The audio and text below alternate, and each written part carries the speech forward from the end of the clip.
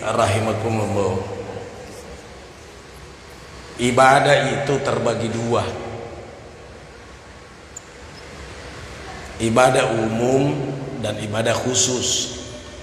Kalau ibadah khusus harus bicara dalil. Dalil itu adalah dasar pijakan beragama. Ya, dalil dasar pijakan beragama. Contohnya salat maghrib 3 rakaat, ibadah khusus namanya itu.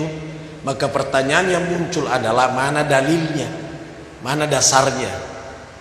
Dasarnya itu namanya dalil. Jadi kalau bilang orang mana dalilnya, mana dasar hukumnya, bahwa kalau salat maghrib 3 rakaat. Nah, dicari dalam ayat, ada enggak dalam ayat 3 rakaat kalau maghrib? Tidak ditemukan. Kalau tidak ditemukan dalam ayat, maka dalil kedua maju, namanya hadis. Dicari dalam hadis. Nah, ditemukanlah di situ bahwa salat maghrib 3 rakaat. Jadi dalilnya salat maghrib 3 rakaat tidak ada dalam ayat Al-Quran, tapi ada dalam hadis. Itu namanya ibadah khusus.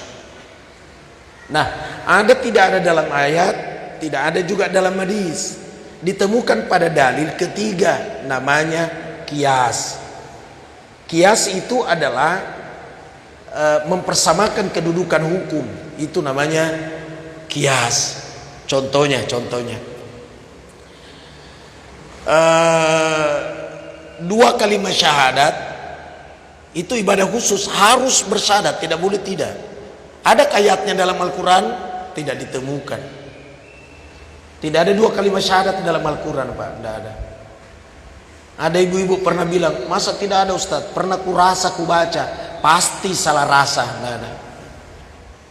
Al-Quran itu 30 juz, 114 surah, 6.666 ayat. Diawali huruf ba, diakhiri huruf sin. Huruf awalnya Al-Quran Bismillah, berarti ba. Huruf terakhirnya sin, dari kata minal jinnati wan nas. Itu wan nas. Huruf pertama ba, huruf terakhir sin. Kalau huruf pertama sampai huruf terakhir dihitung, itu jumlahnya 1.027.000. Kalau kurang yakin, hitung sebentar. Nanti Muhammad hitung, betulkah 1.027.000? Nah, di situ tidak ditemukan 2 kalimat syahadat. Syahadu an la ilaha illallah, tidak ada. Karena tidak ditemukan dalam ayat Al-Quran, maka dibuka hadis. Ada enggak hadisnya? Ditemukanlah dalam hadis 2 kalimat syahadat. Itu. Kalau tidak ditemukan lagi dalam hadis, muncul dalil ketiga, namanya kias. Contohnya, yang dimaksud kias mempersamakan kedudukan hukum. Contohnya,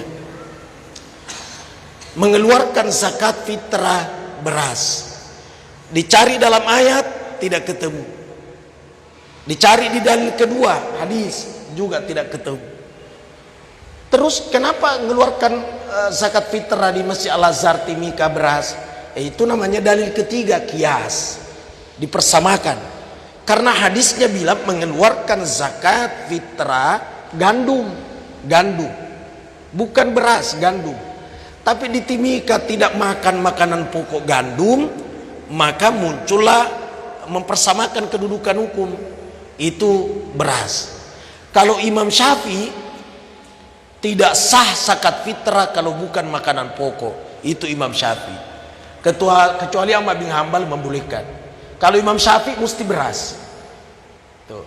Tapi kan bukan hanya Imam Syafi'i, ada Ahmad bin Hanbal, ada Imam Malik, ada Abu Hanifah. Sudah 3 dalil, Al-Quran, Al-Hadis, kias. Kias itu terbagi 9. Kalau itu yang saya terangkan sampai sebentar subuh belum selesai. Nah, Jirpan bilang 10 nama nih. 15 Irfan. Yang keempat. Nah, dalil keempat ini namanya ijma'. Ijma' itu adalah kebulatan pendapat para ulama. Sepakat ulama berkata boleh, lakukan. Tidak ada ayatnya, tidak ada hadisnya, tidak ada kiasnya, tapi ulama sepakat bahwa boleh. Nah, itu dalil keempat. Karena tidak mungkin ulama sepakat berbohong, tidak mungkin. Apa contohnya? Dulu waktu keras-kerasnya corona, mestinya kalau kita sholat kan rapat. Sawu sufufakum fa inna tasfiyas sufufi min tamamis shalah. Suruh rapatkan, suruh luruskan.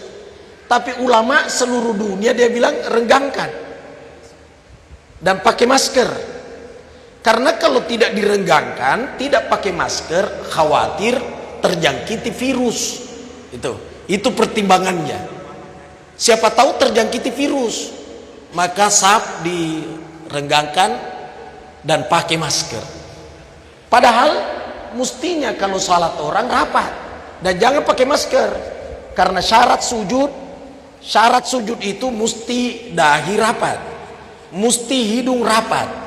Tapi pakai masker kan tidak rapat. Nah, salahkah itu? Menurut ulama tidak salah. Inilah namanya dalil keempat. Jadi dalil dasar pijakan beragama ada 4. 1 Al-Quran, 2 hadis, 3 kias, 4 ijma. Tuh, langsung ngerti kan? Langsung ngerti.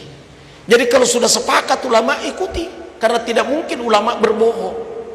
Tidak mungkin. Tidak mungkin sepakat berbohong. Itu ulama. Nah, kalau sudah ada dalilnya salah satu di antara ketiga, keempat, lakukan. Itu ijma. Nah, tapi ada juga ibadah tidak perlu dalil ini, tidak perlu. Karena bukan ibadah mahdah, bukan ibadah khusus, tapi ibadah am, ibadah umum. Nah, yang saya contohkan tadi di peringatan Isra Miraj, tabe-tabe. Tabe-tabe mana ayatnya? Tabe-tabe di juz berapa? Wahai anak cucu Adam, jika lewat di depan orang maka jongkoklah, lalu turunkan tangan sambil jalan, lalu ngomong tabe. Surah An-Nisa ayat sekian. Tidak ada. Hadisnya tidak ada. Kias tidak ada. Ulama juga tidak sepakat karena beda-beda adatnya. Itu.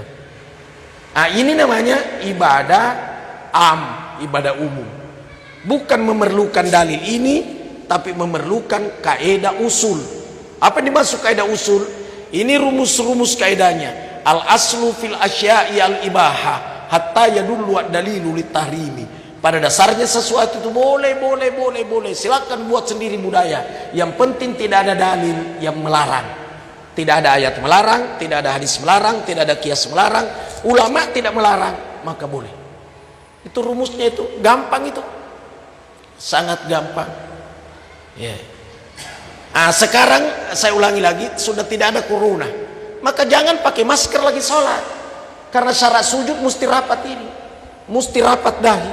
Maka tidak boleh itu ada perempuan sholat pakai cadar, tidak boleh. Silakan pakai cadar, tapi di saat sholat mesti buka cadarmu, karena syaratnya mesti rapat ini.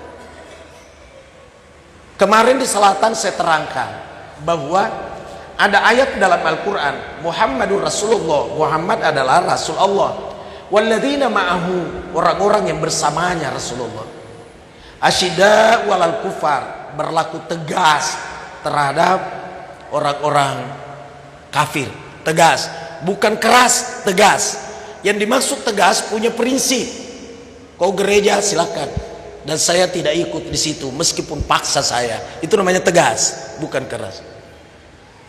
Ruhama'u bainahum, berkasih sayang terhadap mereka. Tarahum ruka'an sujada, kau lihat itu pengikutnya Muhammad ruku sujud. Simahum fi ujuhihim min athari sujud, dan kamu lihat nampak bekas sujudnya. Jadi pengikutnya Muhammad kau lihat nampak bekas sujudnya. Bekas sujud menurut tafsir bukan hitamnya di sini. Ya. Ayat bilang pengikutnya Muhammad kau lihat nampak bekas sujudnya. Dalam tafsir yang dimaksud bekas sujud bukan hitamnya dahi. Bukan. Imam Malik terkadang salat uduknya di salat Isya masih itu dipakai uduknya salat subuh. Berarti dia salat terus tidak berhenti sampai masuk waktu subuh. Tapi dia tidak mau kalau hitam dahinya. Sampai dia buat sajadah, dia buat tempat sujud, dia kasih empuk. Dan kalau sujud dia pelan-pelan, karena dia tidak mau kalau hitam di sini. Ditanya Imam Malik, kenapa kau salatmu kadang sampai subuh, salat sunat mutlak, tapi dahimu tidak hitam? Dia jawab, saya tidak mau kalau dahiku hitam. Siapa tahu orang mengira saya ahli ibadah. Tuh. Siapa tahu orang menyangka saya ahli ibadah. Saya tidak mau. Biarlah Allah yang tahu. Jadi bekas sujud itu bukan hitamnya dahi, tapi bekas sujud adalah kalau kita meninggal, maka orang berkata, Yanu yang prakarsai itu sampai begitu model masjidnya Al-Azhar, bekas sujud itu. Yanu yang prakarsai itu, Yanu sampai diperluas Masjid Al-Azhar, bekas sujud itu. Yanu itu yang buat majelis taklim, bekas sujud itu. Jadi yang bekas sujud buatlah karya. Buat karya itu adalah bekas sujud. Itu. Nanti kalau Pak Haji Muhammad sudah tidak ada, dan pasti tidak ada akhirnya. Pasti, ini kan hanya contoh, nggak perlu malakam. Langsung begini Muhammad, bahaya ini. Di suatu saat sudah tidak ada karena meninggal, dan pasti meninggal. Muhammad pasti meninggal. Saya juga pasti meninggal. Dan di saat dia sudah tidak ada, masih kedengaran suara azan di sini. Orang berkata, Pak Muhammad dulu yang sering azan. Itu namanya bekas sujud. Bekas sujud. Jadi bukan hitamnya di sini. Kalau dipahami bahwa bekas sujud sebagai pengikutnya Muhammad, hitamnya di sini gampang. Sangat gampang. Jam 12 siang silakan sujud di aspal 10 menit. Begitu angkat kepala langsung belak konin rohna, langsung belak. Bukan itu, tapi bekas sujud adalah karya. Siapa yang buat majelis taklim? Siapa yang buat masjid? Siapa yang buat menggunakan begitu? Ya, itu namanya bekas sujud. Dagang tidak dirubah liter, bekas sujud. Tidak dirubah timbangan, bekas sujud. Tidak nipu-nipu orang, itu bekas sujud. Tuh. Terakhir nih.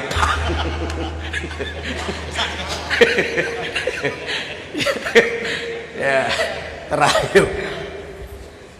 Sama kemarin saya khotbah di Makassar. Dia tulis di situ mimbar maksimal 10 menit. Begitu orang menganga begini, saya bilang sudah sampai 10 menit, dan ada terus. Langsung marah orang, dibilang buka itu tulisan itu. Jadi sudah jelas tadi tentang dalil untuk ibadah mahdah, ibadah khusus. Tapi kalau ibadah bukan mahdah, bukan ini yang dicari, tapi kaidah usulnya. Sudah jelas sampai di situ. Teringat lagi saya. Di mana saya ceramah? Oh, di Kendari. Ustaz, saya kan mau ke Makassar. Salat itu kan ibadah mahdah, betul. Mesti dalil Ustaz, betul. Kalau menjamak salat, jelas juga dalilnya. Pertanyaannya Ustaz, sekarang sudah duhur dan saya mau berangkat ke Makassar. Bolehkah saya jamak memang salat saya di rumah saya ini duhur plus asar? Sesudah saya jamak baru saya start. Boleh enggak? Jawabnya menurut kebanyakan ulama fikih tidak boleh. Kenapa tidak boleh? Karena syaratnya menjamak sholat musafir. Ini belum musafir, baru mau musafir. Paham kira-kira? Apa syaratnya menjamak sholat? Musafir kan? Ini belum musafir, baru mau musafir. Tapi dia bilang, sebentar kan kita sibuk di jalanan Ustaz. Oh, ini namanya akal-akalan, bukan dalil ini. Kalau alasannya sibuk lantas dijamak lalu berangkat, maka silakan istrimu puasa Ramadan sebelum masuk Ramadan. Kenapa? Karena Ramadan dia halangan. Dia haid 7 hari. Puasa memang itu ngesok. Silakan puasa 7 hari sebelum masuk Ramadan. Sama kasusnya kan. Sama kasusnya. Jadi agama jangan dia kalah-kali. Mesti berjalan dulu dong. Setelah berjalan barulah mampir jamak sholatnya. Dijama duhur dengan asar. Tapi kalau ikut sama imam, mampir, dia salat sama imam, maka dia mesti mengikuti imam, tidak boleh dipenggal.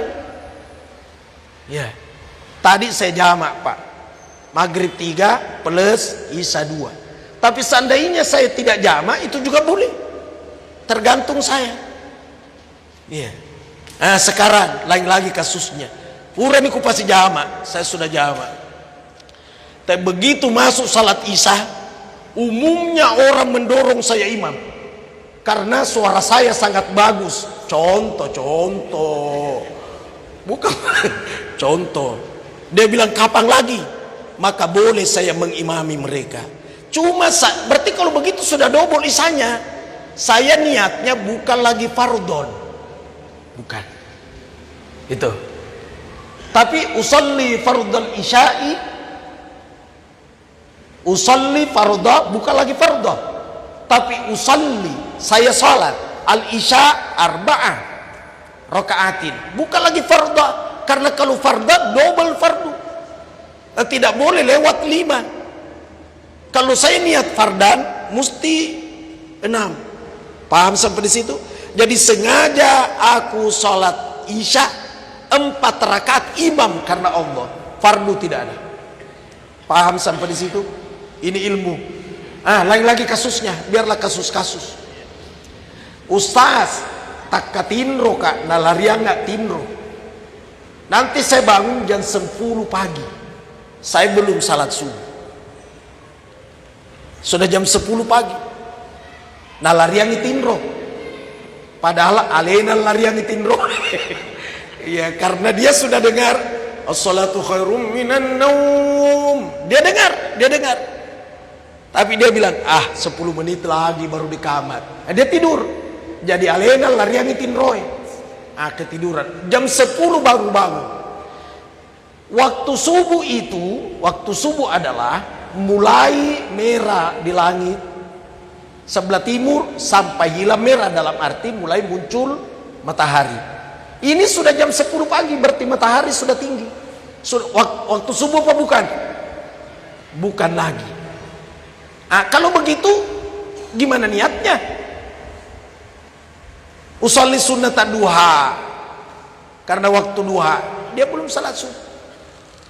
Tetap niatnya usolli fardhas subhi rak'ataini mustaqbilal qiblati, bukan pakai adaan tapi qodaan. Tuh. Ilmu sirah. Yang dimaksud adaan adalah adaan sholat pada waktunya, itu namanya adaan. Kalau sholat bukan waktunya namanya qodaan. Paham sampai di situ? Tadi saya di pesawat subuh, di pesawat tadi saya tetap salat subuh, saya tayammum, saya sholat. Tapi begitu saya sampai di tempat, di hotel, saya tetap salat subuh lagi Pak. Kenapa? Saya memahami sholat di pesawat tidak sempurna. Sekalipun sebagian ulama berkata tidak usah diulangi, tapi saya pribadi ulangi. Kenapa saya ulangi? Tidak sempurna. Kenapa tidak sempurna? Karena saya tayammum bukan debu, tapi di sandaran pesawat. Nah sekarang, bagaimana kalau saya bawa berdebu? Itu pun bawa debu tidak juga sempurna. Karena sepakat ulama, syarat salat itu mesti bersambung terus ke bawah, ke tanah. Nah pesawat tidak bersambung, tidak bersambung. Maka pendapat ulama yang paling hati-hati, begitu mendarat, apakah saat ini atau saat sejam kemudian atau 2 jam kemudian, ulangi. Tapi niatnya karena bukan lagi waktunya, maka adaan atau qodaan. Qodaan karena bukan waktunya. Sama kalau puasa qada bukan waktunya kan. Begitu juga orang yang ketiduran, di mana terbangun di situ waktunya, tapi bukan adaan, tapi qodaan. Agak sekodaan, kalah. Tapi tidak boleh sengaja di kala itu sholat, tidak boleh. Beda kalau puasa. Kalau puasa boleh sengaja di qada, boleh. Tapi sholat tidak boleh. Kecuali lariat tinro atau dia larian di tinroe, dan kasusnya seperti di pesawat yang tadi. Terakhir sekali, pernah dulu salah satu imamnya Masjidil Haram ada di Makassar. Terus sampai waktu makan, kita makan sama-sama. Ya. Salah seorang dari panitia tidak makan. Ditanya sama Pak Imam Masjidil Haram, kenapa tidak makan? Dia pakai bahasa Arab. Saya terjemahkan, kenapa tidak makan? Saya tanya, oi, kenapa tidak makan? Dia bilang, lagi saya puasa. Saya kasih tahu lagi Pak Imam, puasa katanya. Syekh, dia bilang puasa apa? Puasa wajib apa puasa sunat? Dia bilang puasa sunnah. Kata imamnya Masjidil Haram, makan saja kita sama-sama, kau tetap dapat pahala puasa sunat, dan kau juga kenyang karena makan kita sama-sama. Bilang yang satu, seandainya ku tahu imannya tua puasa. Oh, salah lagi. Jadi tidak boleh diprogramkan, tidak boleh diprogramkan. Tapi seandainya kejadian seperti itu, di saat dia makan tetap juga mendapatkan pahala niatnya yang tadi. Agama itu mudah, tapi jangan dimudah-mudahkan. Agama mudah, tapi jangan dimudah-mudahkan. Beragamalah sesuai dengan tuntunan, sesuai dengan dalil Al-Quran, Al-Hadis, Qiyas, dan Ijma'.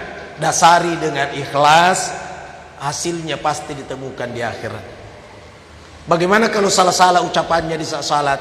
Itu urusan belakangan, pondasinya ikhlas saja dulu. Karena susah menyamai bacaan Qurannya seperti Ustadz Munir, karena dia memang penghafal Quran, dia adalah guru, jadi kentara memang antara A dengan A. Tapi ini padangkang, pokoknya Honda, hotel, sama itu ucapannya. Makubawan itu, ya. Al-alamin atau al-alamin, makon itu. Malaikat papa tujuh, kebawan itu. Karena kalau ini mau dibetulkan semua, di Thomas Sumpajan Pak sudah tidak salat. Ya. Betul tidak kira-kira? Ya. Jadi biarlah imam yang fase seperti Ustaz Munir, ini ya tona rotai sengeh ya natu. Saya rasa inilah yang saya sampaikan, apa lebih di 10-15 menit. Baca yamang atau Ustaz Irfan. Allahu a'lam bishawab. Wassalamualaikum warahmatullahi wabarakatuh.